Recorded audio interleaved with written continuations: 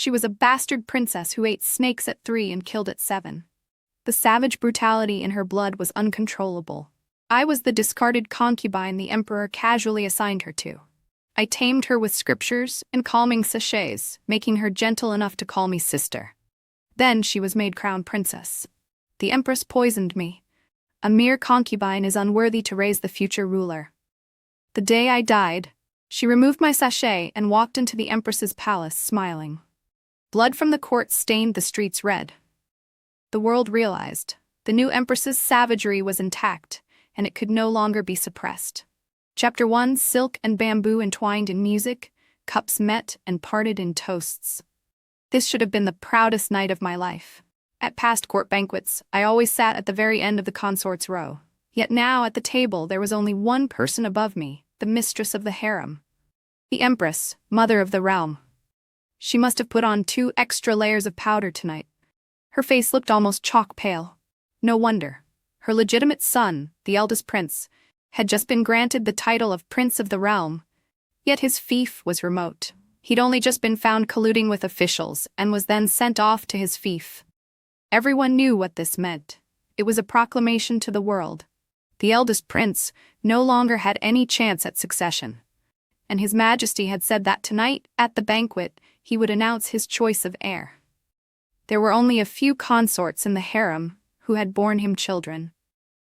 I quietly sipped my osmanthus wine, my mind calm, unruffled. Until the imperial decree read out Sophie's name, my adopted daughter. The decree said, Princess Sophia Wei, the 7th princess, is hereby named Crown Princess. I lifted my head in stunned disbelief as Sophie gracefully bowed and received the decree. To everyone else, the future empress wore a mask of indifference. Only when she glanced at me did the corners of her lips lift, ever so slightly. The next instant, that faint smile froze on her face. Dazed, I heard the empress beside me shriek, That is the ancestral jade cup, an auspicious treasure. Consort Grace, how dare you? My gaze dropped. At some point, the green jade cup in my hand had already shattered. The music stopped. The sitting chancellor, the empress's elder brother, suddenly dropped to his knees. I fear Consort Grace's fate clashes with the crown princess's. Your Majesty, reconsider. Only then did I understand. The emperor's face had gone black. He didn't even look at me, just flicked his hand. Take Consort Grace away. As I was dragged out, Sophie was still standing at the center of the hall. She stared at me, her knuckles white from how tightly she clenched her hands. And my first thought was, no, Sophie must not explode here. From where no one else could see, I shaped the words at her with my lips. I said, Sophie, it's all right. Don't hurt anyone. They sent me back to my own quarters, Harmony Hall. Before long, the Empress, who ought to have been presiding over the banquet, appeared at my door. She carried a tray in person. My whole body began to tremble. On the ornate cup upon that tray, a piece of unmatched blood jade was inlaid. And such extravagance had only one purpose: prevention. In the previous dynasty's harem, whenever someone was ordered to take their own life, this was the cup they used. Poison was tempered into the cup itself, and combined with its unique, luxurious appearance, it ensured no one could ever switch out the wine. The Empress meant to make sure I died. I struggled wildly, but 3 strong matrons pinned me down. The poison slid down my throat. I spat blood at once. I asked her, a consort with her own palace can only be judged by imperial decree. Empress, how dare you? The Empress bent down, cold phoenix-embroidered robes brushing my skin. She clamped my jaw in her hand. Grace Chin, you're nothing but a cheap concubine. How dare you call yourself mother to the crown princess?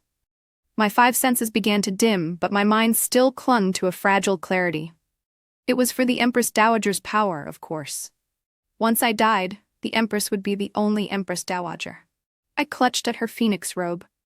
Aren't you afraid His Majesty will punish you? It felt as if my 5 viscera were burning to ash. In my last moments, I heard the Empress give a soft, scornful laugh. Punish me? Consort Grace, who do you think ordered your death? I could no longer see the Empress's face clearly. So that was it. It was His Majesty's will. Perhaps everyone thought the first time I met Princess Sophia Wei was when the Emperor threw her at me to raise as a daughter.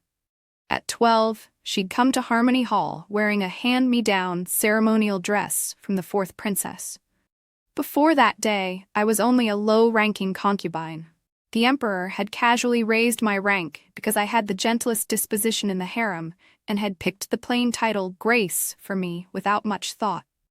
But in truth, I'd seen Sophie before. I had seen her kill. As a child in the cold palace, she held a rusty dagger longer than her little forearm and used it to kill a eunuch. Her voice had still been soft and milky then, with a tremor to it when she spoke.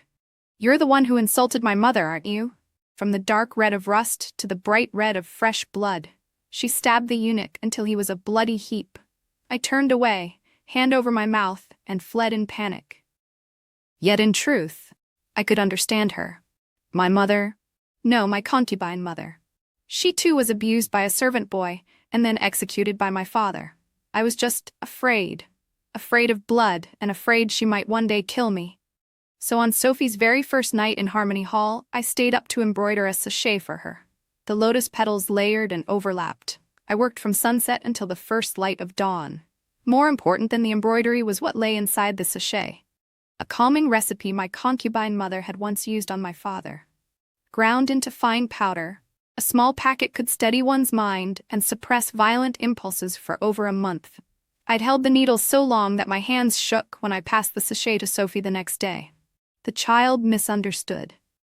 Breaching all decorum, the first thing she said to me was, "Don't be afraid." She said, "Mother consort, I won't do anything to you."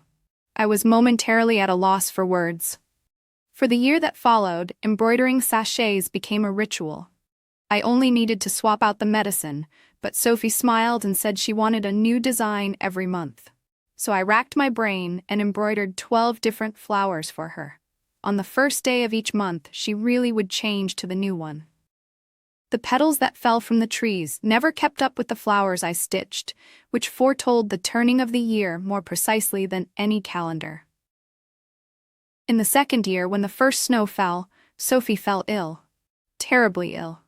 I went to the imperial infirmary to beg for help for half a day. In the end, only the youngest young imperial physician came and took her pulse twice.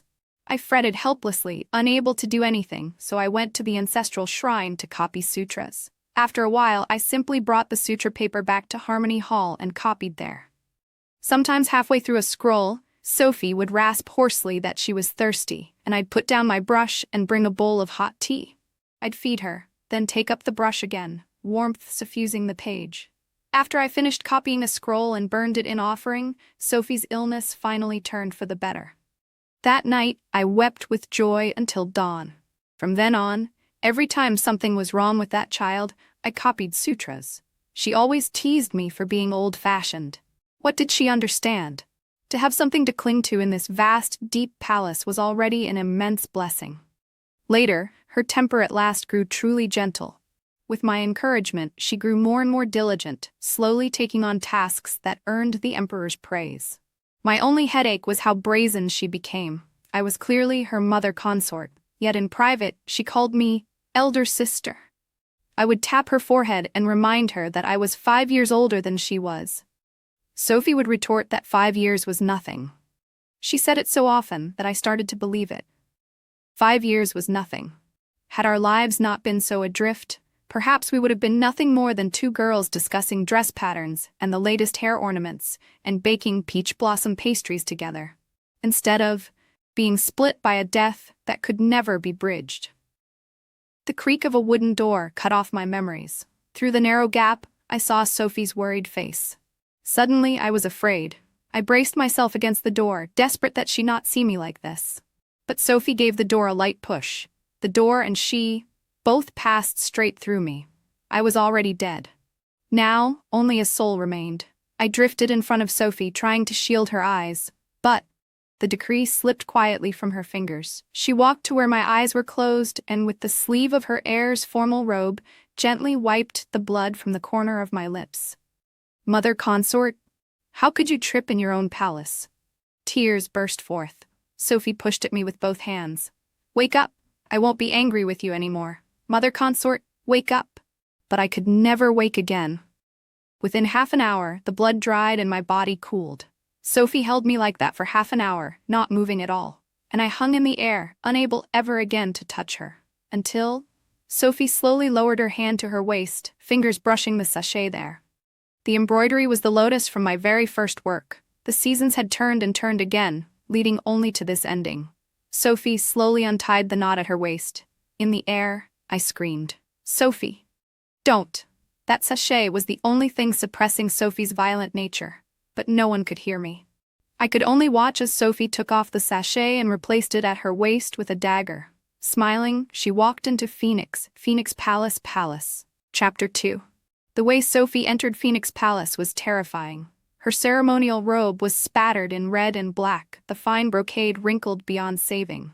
Her face, too, was streaked with blood. The Empress had just changed clothes. She turned and almost jumped out of her skin. I floated in behind her, and I, too, was badly shaken. Sophie's expression had already smoothed back into calm. She spoke as though nothing had happened that day, as though stepping in here was nothing more than an ordinary daily greeting. Greetings to the Empress. The tea in the Empress's hand dripped onto the East Pearl inlaid jade shoe at her feet. Her favored maid Lily gave her a small nudge, then dropped in a full curtsy. Your Highness the Crown Princess is here to pay her respects. Your Highness, please pardon Her Majesty. The Empress has been greatly fatigued from arranging tonight's banquet. Only then did the Empress recover from her fright. She quickly resumed her noble, elegant bearing. Sophie, you ought to change your form of address. From now on, I alone am your imperial mother. Lily too reacted at once, her face blooming with smiles. The room radiated a forced harmony. Your Highness, aren't you going to call her imperial mother? Say it, I thought. Just a word, Sophie. One imperial mother, and you could live your whole life safe and honored. Sophie suddenly smiled. She said, yes, in the end. I must call you imperial mother. In that moment, I understood the meaning behind her words. My Sophie. I drifted back out, hoping the evening breeze could calm me. The next day, Sophie tidied herself up and moved calmly into a side hall of Phoenix Palace. All her worldly goods amounted to 3 bundles between 2 maids. In her own hands, she held a memorial tablet. My memorial tablet. She cradled it and carefully set it upon the altar in the main hall where the gods were worshipped. Then she knelt to the Empress. Our dynasty has always ruled with filial piety. If my mother consort dies suddenly and I show no reaction, how are the people to submit to my rule in future? What will they think of the imperial mother? The sound of wood cracking softly came from somewhere nearby. The most exalted woman in the realm, seated at the top, had just snapped the golden Nanmu armrest of her noble couch with her bare hand, and Sophie, lips curved in a proper smile, advanced on the Empress in spirit, if not in step. You, imperial mother, are mother of the realm. Can you not accommodate even this small thing? I burst into laughter. The Empress's face flushed red and white by turns. In the end, she had no choice but to yield. 3 years, she said, at most 3 years. When the mourning is done, the tablet must be removed from Phoenix Palace. Sophie smiled faintly. All right. 3 years will be enough. Those words, did they mean what I thought they did? Back in her own chambers, the Empress smashed everything she could reach. Still unsatisfied, she found an excuse to punish 2 lowly bed-making maids. I shook my head. 2 more innocent lives. Her close maid, Lily, was trembling at the sight. Suddenly, Lily stepped forward and dropped to her knees before the Empress. In this servant's humble view, with such an arrogant little wretch, why not use soul-stealing powder? Give her the antidote once a month, and she won't dare disobey. Wasn't that what was done to the imperial noble consort 5 years ago? My heart lurched. The Empress finally smiled. With the tip of her shoe, she hooked Lily's chin up. So this dog of a servant still has some use. Otherwise, I'd never have kept you for so many years. Whatever else they said, I couldn't take in. Soul-stealing powder had no cure in this lifetime. Only a few skilled physicians or poison masters could prepare short-term antidotes to hold it at bay. Even then, one had to take it for life, just to cling to survival. Sophie must not fall into their trap. But I had no way to warn her. I screamed, slapped vases, hurled myself at the corners of the walls. No one ever heard. Of course, I was only a spirit. Life and death can never truly share the same path. In that moment, I finally, fully felt the gulf that now yawned between me and Sophie. Sophie had already straightened up the side hall, taken off her simple hairpins and rings, and lain down to sleep without changing. I floated there, holding her in my arms, weeping tears that vanished into the void, whispering over and over, "Sophie, be careful. Sophie, don't drink anything Lily brings you. Listen to your sister, all right?" Sophie slept fitfully. She tossed and turned. I shifted around her, holding her in every way I could, though she would never feel it. I must have said her name 1,000 times that night, urging her not to drink what Lily brought. At dawn, to my own surprise, I was tired, and then Sophie opened her eyes. She sprang upright at once and looked straight toward the empty space where I floated. "Elder sister, is that you?" After that night, my spiritual state clearly worsened. I was just an unseen cluster of soul, yet I could now distinctly feel fatigue. Sometimes I even had to lean against something, resting a while. I forced myself to stay alert for a few days, until Lily finally brought in a tray with a cup of tea. The pale green liquid shimmered with danger. My heart leapt into my throat. Sophie's expression was calm. "Come in. I can't let the hot tea Her Majesty rewarded me with grow cold." The second Lily stepped into Sophie's bedchamber, the two maids by the door moved first and bolted it shut from the inside. Sophie herself picked up the cup, seized Lily by the jaw, and forced the tea down her throat. Lily collapsed to the floor, eyes wide with horror, clawing at her own throat. Sophie looked down at her from above. "You know more about soul-stealing powder than I do. Lily, you know it won't help to claw it back up."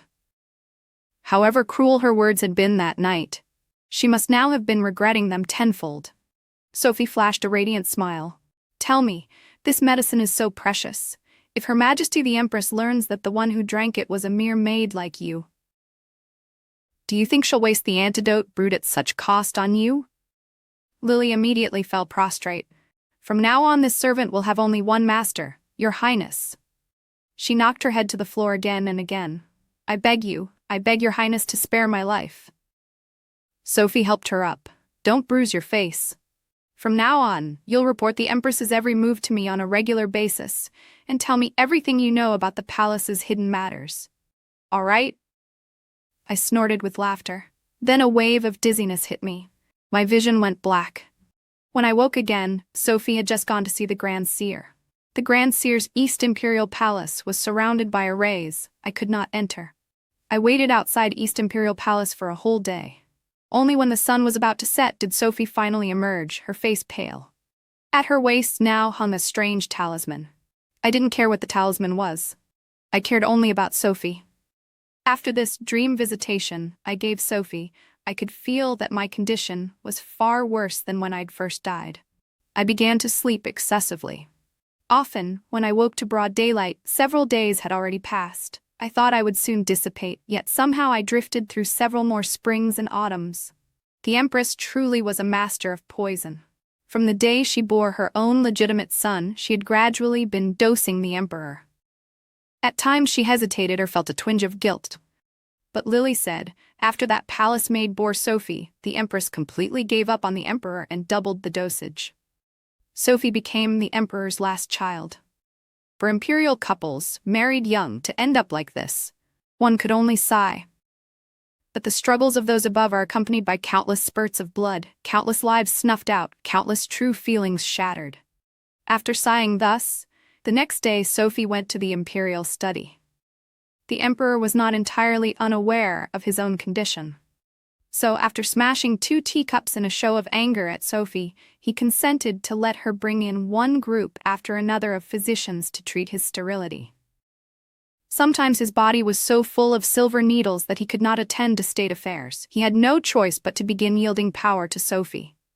Day and night flowed by at their own pace in their shifting warmth and chill, as I woke and slept, watching the palace drains run redder and redder. On the reddest day of all, pink water flowed into the little garden at Phoenix Palace. The carefully cultivated peonies, on the verge of blooming in their famed Yao yellow and Wei purple, were stained and ruined in a single night. The Empress smashed her bedchamber again, her eyes glittered with venom. Why is soul-stealing powder working less and less well? Lily knelt without daring to speak. The Empress decided to delay the next round of antidote. This was torture for her trusted maid. Lily rolled on the ground, shrieking in agony, begging Sophie for a whole night. If you asked me, they should have just let her bleed from all 7 orifices and die. But Sophie's heart was still soft. In the end, she went and put on a show before the Empress. She knelt, letting scalding tea rain down on her back. From on high, the Empress looked down. If you want the antidote, show me some sincerity. In truth, the Qin clan, my father's family, they could be sacrificed. Sophie, don't hesitate, as though she heard my murmur. Soon after, account books recording the Qin clan's embezzlement were brought to light. On the day my father was beheaded, Sophie and I both watched the execution. Blood splashed onto the hem of Sophie's skirt. Everyone secretly condemned her, saying she had betrayed the benefactor who'd raised her. But only we knew. Only I knew. I hated such a family. A family that devoured a woman's life. Even the Empress, even she began to fear Sophie. Good. From then on, the Emperor let go of yet more power. By then, the eldest prince had been deposed, and the 2nd and 4th princesses were married off. Sophie personally killed someone. With her own hand, she slew the 6th prince who wanted to vie for the throne. She drove the dagger into his throat and twisted. She spoke to the 6th prince, but her words were meant for me. Elder sister, are you disappointed in me? How could I be? My Sophie, the road to the throne is paved with 1,000 perils. These people, how are they worthy of making me disappointed in you? The Emperor's illness began to improve slightly. With various dark red pills to aid him, he was once again able to favor 2 consorts in a single night. The porcelain in the Empress's palace had been replaced over and over, but at this point she truly had no time to summon Sophie. Sophie was kneeling in the imperial study. In her hands, she held for half an hour a dossier proving that the 3rd prince was not of imperial blood. The Emperor went mad. He said the word kill countless times that day, until he grew so furious he vomited blood and collapsed. Someone had to do something. So the 5th princess volunteered to travel far to a barbarian land in a marriage alliance, saying it was to cheer up her father. When I saw her disheveled hairdo as she departed, my heart felt wonderfully light. Serves you right. For how you bullied Sophie back then. Die there and never come back. The Emperor increased his treatment. I thought it was time to begin granting benefits. Clearly, Sophie thought the same. Consort Linda, who had always held a high position in the harem, was with child. Though the imperial physicians said it would be a princess, the Emperor still announced that when the 8th princess was born, there would be a nationwide celebration and general amnesty. But I could see it. See how, under the bright moon, Consort Linda and the Grand Seer in East Imperial Palace tangled together in passion. So then, another wave of dizziness passed through me. When next I woke, the red leaves were falling. The talisman at Sophie's waist had been redrawn in gold lacquer and cinnabar. The palace still basked in a festive mood. It seemed the old Emperor's outward health was holding up, and the old Empress was crueler to Sophie than ever. I saw her, wielding a soaked cowhide whip, striking Sophie again and again. I was so furious I wanted to rush forward and throttle her. Over and over, I whispered to Sophie, "Kill them. Sophie, kill them all." But Sophie only knelt quietly, lips even tinged with a faint smile. That New Year's Eve, Sophie finally moved. She presented the Emperor with a great gift. Evidence that the eldest prince was raising a private army in his fief. It was treason, plain and simple. At the imperial banquet, the old Emperor coughed blood, and Sophie would not give him room to breathe. Bound with rope, Lily was hurled before them as a witness. A witness that the Empress had poisoned the Emperor, rendering him sterile. To reveal such a palace scandal before the entire court and foreign envoys was to roast the Emperor over a fire. There could only be one outcome. The eldest prince and the Empress's entire natal clan were executed to the 9th degree. The Empress herself was deposed. The formalities were lengthy, so they first stripped her of her seal and treasures, locked her into Phoenix Palace, and thus turned that luxurious Phoenix residence into a cold palace on the spot. As for the Emperor, he collapsed that very night. That was the last meal he ever managed to eat on his own. And the 8th princess was still in Consort Linda's womb.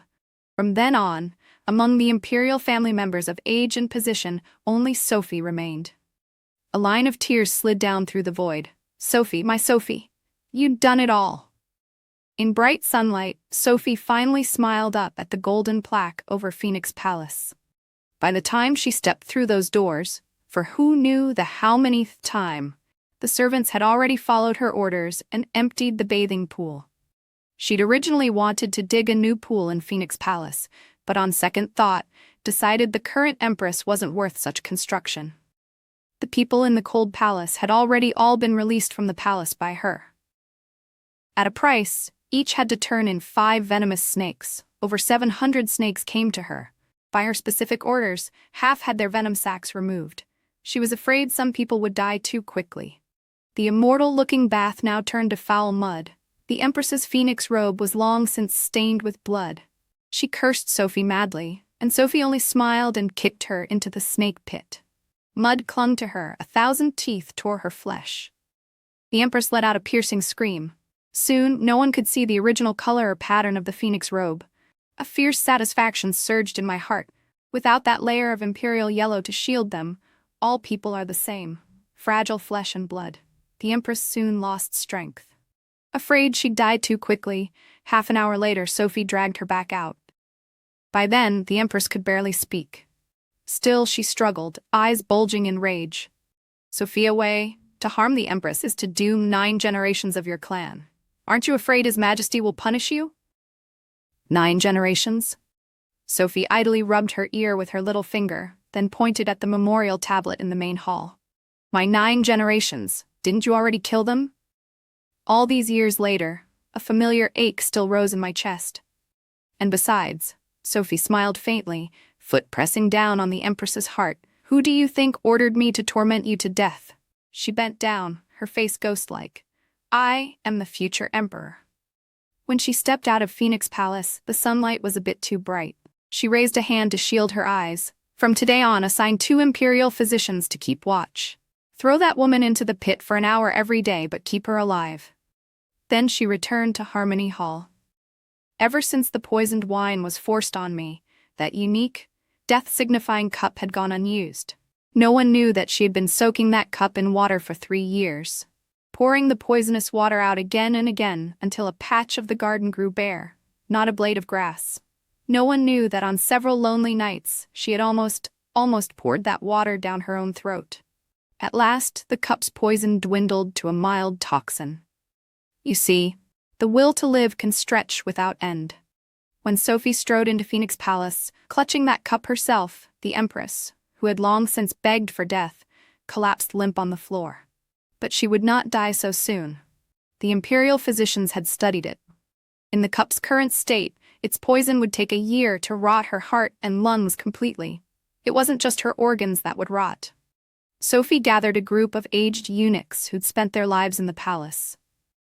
Day after day, they used secret techniques of the inner palace to violate and torment her, just as they had once done to Sophie's birth mother. I no longer floated over to watch.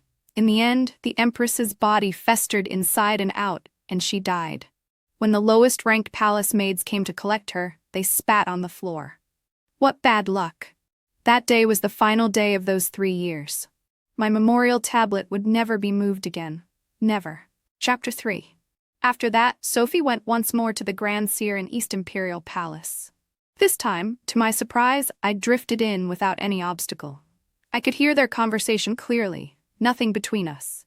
They spoke first of why the talisman at her waist had still failed to protect me, why I still fell into so much sleep. Then, they discussed how they would together reshape the world. Word by word, I listened in mounting shock. So overturning the realm had always been a joint endeavor between the Grand Seer and Sophie. At the end, Sophie stood and handed her body-warding talisman to the Grand Seer. We can begin the final ritual. And the Grand Seer who took that talisman looked straight at me. He spoke to me. Consort Grace, this is the Crown Princess's eternal obsession. Before I could fully process the shock of his seeing me, he delivered an even greater blow. You exist in this world only because of your daughter. And now, as your allotted span draws to an end, your daughter will trade 10 years of her life for one farewell. I cried out at once. No. But the Grand Seer had already pricked his finger with a silver needle. The array has begun. Strange lights rose from every direction. My Sophie ran toward me, passing through those countless overlapping bands of light. From afar she stretched out her hand, and for a moment she was that girl in ceremonial dress in Harmony Hall again, though her eyes were no longer dull. Elder sister. 10 years of imperial life, in exchange for an embrace that could not be felt, and a few soft murmurs. My heart ached so terribly. Sophie, my Sophie.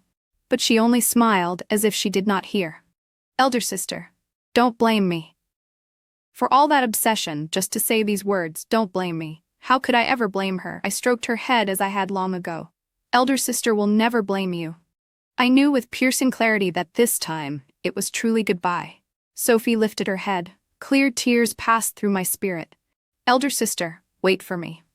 Under the daylight, the consciousness that had stayed so lucid after death finally began to blur. I raised my hand, my fingers turned to transparent specks. I said, Sophie, your sister will always wait for you. Forever, the end. Extra story.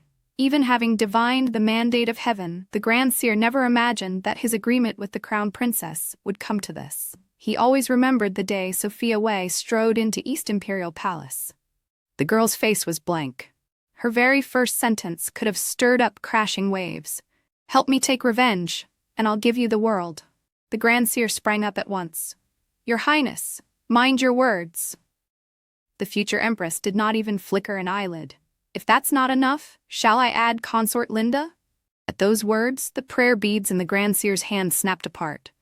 His voice trembled. You? What else do you know? Sophia Wei finally smiled. Noble Consort Claire's death? Was that your doing, Grand Seer? Because she mistreated Consort Linda? In that instant, a dozen thoughts crossed his mind. He could kill Sophia Wei on the spot. Or he could concoct an ominous celestial omen about her and report it to the old emperor. Or, if the Grand Seer has so many worries, why not cast a reading of my fate?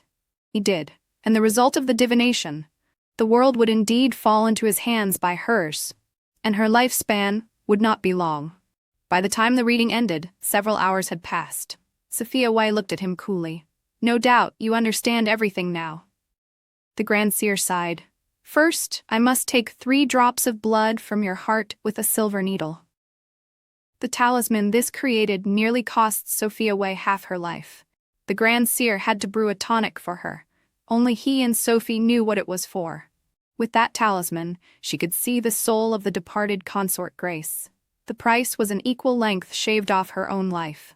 What she paid was far more than the 10 years she later spent speaking with Grace Chin. Remember, you must not show any sign that you can see her. In return, Sophia Wei began arranging secret meetings between the Grand Seer and Consort Linda. No one knew that he had never been Grand Seer for the sake of protecting the world. He had always done it for one person. And Sophia Wei gave him that chance. The Crown Princess even gave him a child. His and Linda's child. By then the Emperor could no longer father children.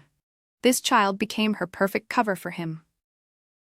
Before his death, the Emperor lay in bed, already struggling to form words.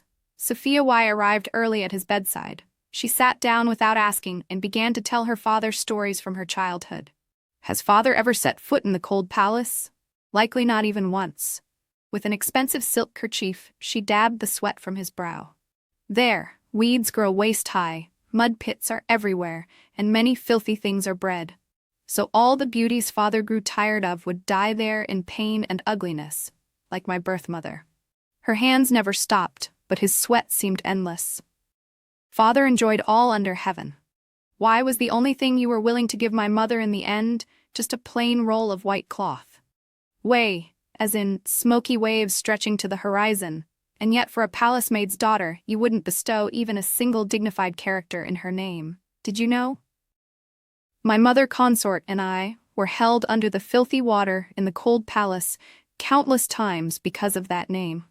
Back then, how I wished you would appear. The Emperor's eyes widened in panic. He tried to reach his hand out, but Sophia Wei caught it and pressed it back beneath the yellow quilt. Later I figured out a way. There's a kind of snake in the cold palace, poisonous, slithering out now and then. The punished maids and eunuchs used them to scare the people there for fun. So, she paused and watched the Emperor's expression change. I tore that snake apart alive and ate it before their eyes.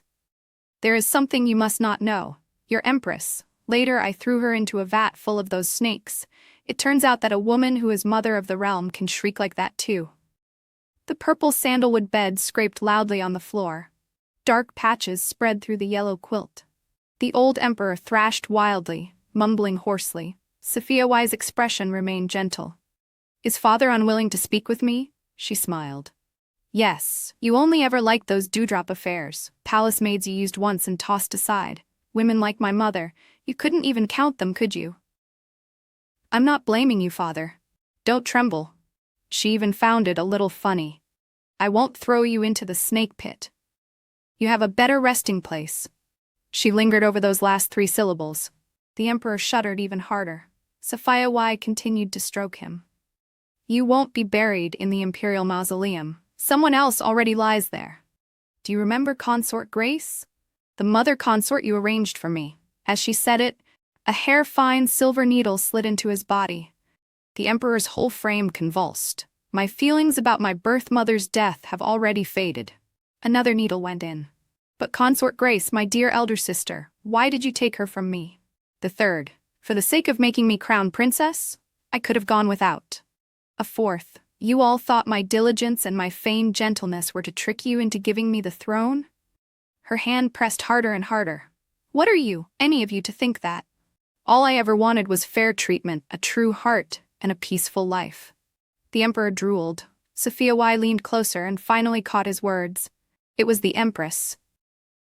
So Sophia Y drove in a whole handful of needles and laughed. "Southern meow poison, steeped in the blood jade cup. Father, did you think I didn't know? That the order to spare the child but kill Consort Grace, using that cup, was your secret command to the Empress?" The old emperor spat a mouthful of blood. Sophia Y shook out her hand, tore a strip from his dragon robe, and stuffed it into his mouth. "So the imperial mausoleum is for my elder sister. And you're my father. Of course you must rest with my mother in the mass graveyard. Isn't that right?" The last needle, she pushed slowly all the way into his heart. "Someone loved me. Why did you have to take that away?" "Because you held the world, is that it? Then I'll give your world away." At last, Sophia Y withdrew her hand. "Every needle is tipped with the poison you gave my sister. Father, this is your daughter's final gift to you." As this emperor's life ended, Sophia Y's smile finally faded. A single tear belonging to an empress slid down. She closed his eyes gently, wearing a look that would never find an answer. "So if you never meant to love, why give warmth at the start? Father, can you tell me?" It was not true that she never ruled as empress. There were still things she had to finish first. For instance, disposing of the late emperor. Truly disposing, wrapping him in a straw mat and secretly dumping him in the mass graveyard. Just as they had once done to her mother. Then, an unexpected person was laid to rest in the imperial mausoleum. Her adoptive mother, her elder sister, Grace Chin. To silence those who opposed her, she killed many more. Blood flowed from the imperial study all the way to Phoenix Palace. She had gone mad with killing. In that moment, the Grand Seer finally felt true fear. He asked her, "Giving up the throne, aren't you afraid of being cursed by later generations?" How did she answer then? Sophia Y casually wiped the blood from her face and smiled. "For 1,000 years, the affairs of emperors will be but idle talk over tea. Let them curse." In the end, all she said was, "Let them curse." In a very short time, she issued many reform decrees. Half were for women's survival. The other half bound future rulers, so they could not casually maltreat their consorts. Perhaps it would help, she thought. She was no great saint. There was only so much she could do. She missed her elder sister too much. When all was in order, she did 2 things that shook the realm. First, she posthumously honored the late consort Grace as Empress Dowager. Second, she abdicated in favor of her imperial younger sister, the 8th princess, daughter of consort Linda. She herself became the retired emperor. The role of regent fell to the Grand Seer. Before abdicating, she left only one secret decree, to be opened when she was buried. After that, she lived alone in Harmony Hall. She copied many sutras for the dead, yet she felt no matter how many she copied, they were far fewer than Grace Chin had once copied for her. Sometimes, tired from writing, she would fall asleep right at the table. When she caught a chill, there was no longer anyone to care for her as before. Soon, she thought, When the first flower bloomed in the upper capital, Sophia Y lay over her scriptures and never woke again. She truly did not live long. But the corners of her lips unmistakably held a smile. In her arms, she held a plain stone tablet. On it were carved 4 characters: Imperial Mother, Grace Chin. When the ministers proposed a grand renovation of the imperial mausoleum, the Grand Seer firmly refused. The late emperor already has somewhere she wishes to go. In the chamber where Grace Chin lay, Sophia Y had long since prepared her own resting place. The 12 flowers on the sachets had bloomed and withered over and over, yet in the end there was only one way to bring her heart's desire to her side. At the very last, the Grand Seer opened that secret decree with trembling hands. Inside there were only a few words. The epitaph should read, "Having once seen the vast sea, no other waters can compare."